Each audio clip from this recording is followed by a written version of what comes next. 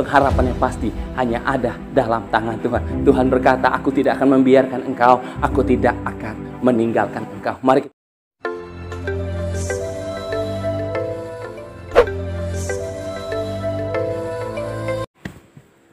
Shalom saudaraku, wah saya senang sekali kembali berjumpa dengan acara ini. Saya berdoa setiap kita yang menyaksikan video ini kita boleh diberkati Tuhan.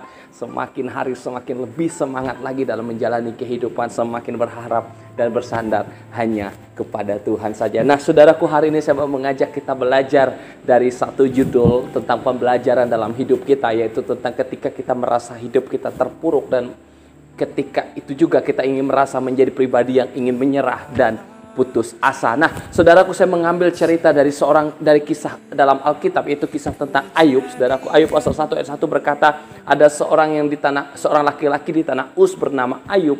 Ia hidup saleh dan jujur, takut akan Allah dan menjauhi kejahatan. Nah, dengar baik saudaraku, kalau kita bicara tentang masa-masa terpuruk dalam hidup ini, wah, tidak jauh ceritanya tentang cerita Ayub di dalam Alkitab. Karena bagi saya Ayub adalah salah satu teladan yang sangat luar biasa. Ketika Tuhan izinkan masalah terjadi dalam kehidupannya, pergumulan terjadi dalam kehidupannya, tapi dia tetap bisa bertahan dan berharap bersandar kepada Tuhan. Nah, siapa Ayub? Ayub adalah seorang yang hidupnya saleh dan jujur, mengasihi Tuhan. Ayub juga takut akan Tuhan dan dia menjauhi segala kejahatan. Tidak ada kejahatan yang dilakukannya. Bahkan Ayub juga, saudaraku, dia kehidupan yang dimilikinya adalah kehidupan yang sangat-sangat diberkati. Ayub memiliki ada banyak harta benda, dia memiliki ribuan ternak. Bahkan dia memiliki budak dalam jumlah yang sangat besar. Bahkan dikatakan dalam Alkitab mencatat bahwa Ayub adalah seorang yang dikenal sebagai seorang yang sangat kaya di daerah timur. Artinya apa saudaraku?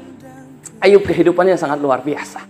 Ketika dia mengasihi Tuhan, mengandalkan Tuhan dalam hidupnya diberkati Tuhan. Saya berdoa juga setiap kita, kiranya kita selalu mengandalkan Tuhan dalam apapun yang kita lakukan. Sehingga ketika Tuhan berkati Ayub, Tuhan juga berkati kita. Nah, tapi apa yang terjadi dalam sekejap, saudaraku, saya mau bilang, ternyata masalah terjadi dalam kehidupan Ayub. Tuhan izinkan masalah terjadi dalam kehidupannya. Masalahnya apa? Ketika Ayub memiliki harta benda yang cukup banyak, saudaraku, ketika dalam sekejap harta bendanya habis ludes, dirampas, saudaraku. Bahkan tidak cukup sampai di situ saja. Ketika Ayub memiliki anak-anak yang sangat luar biasa, 7 anak laki-laki dan 3 anak perempuan, semuanya meninggal dunia, dipanggil Tuhan. Tidak cukup sampai di situ saja. Bahkan di pasal yang kedua, Ayub juga harus mengalami penyakit yang sangat-sangat mengerikan. Di mana Ayub harus mengalami penyakit, yaitu penyakit barah. Di mana dia harus mengambil sekeping beling untuk menggaruk barahnya itu. Bahkan tidak cukup sampai di situ saja. Sebagai seorang istri, di mana Ayub memiliki seorang istri dan harusnya istrinya itu bisa mendukung dia. Tapi apa yang terjadi, saudaraku? Istri Ayub bahkan berkata begini, masih bertekunkah engkau dalam kesalehanmu? Kutukilah Tuhan Allahmu dan matilah. Bayangkan, seharusnya seorang istri ada ketika dia ada dalam masa-masa sulit. Tapi ternyata istri Ayub membuat dia, menyuruh dia untuk mengutuki Tuhan Allah dan meninggalkan dia. Bahkan tidak cukup sampai di situ saja. Ketika teman-teman Ayub datang, mereka tidak mengenali rupa Ayub. Wah, saudaraku, saya mau bilang, ketika kita sudah ada di atas, tiba-tiba kita jatuh ke bawah, itu bukan hal yang mudah. Tapi itu terjadi dalam kehidupan Ayub. Artinya apa? Ayub mengalami masa-masa keterpurukan. Dan hari ini saya mengajak kita belajar, ketika kita ada dalam masa terpuruk, kita ada dalam kesulitan hari ini, kita harus merangkak-rangkak hari ini. Mari kita belajar dari kisah Ayub. Ada 2 pembelajaran yang saya temukan dari kisah Ayub. Yang pertama saya temukan di dalam Ayub pasal 1 ayat 21, firman Tuhan berkata begini, dengan telanjang aku keluar dari rahim ibuku, dengan telanjang pula aku akan kembali ke dalamnya.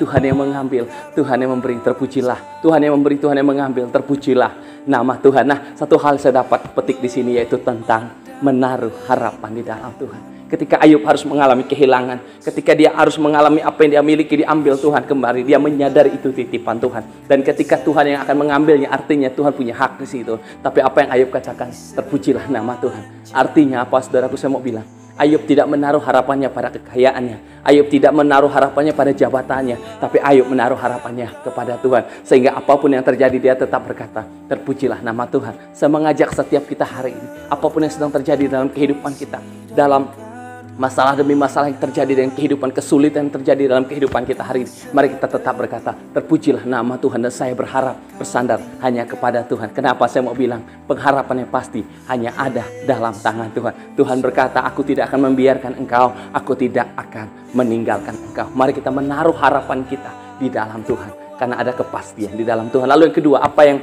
saya pelajari dari kisah Ayub ketika Ayub harus mengalami keterpurukan, apa yang dia lakukan Ayub?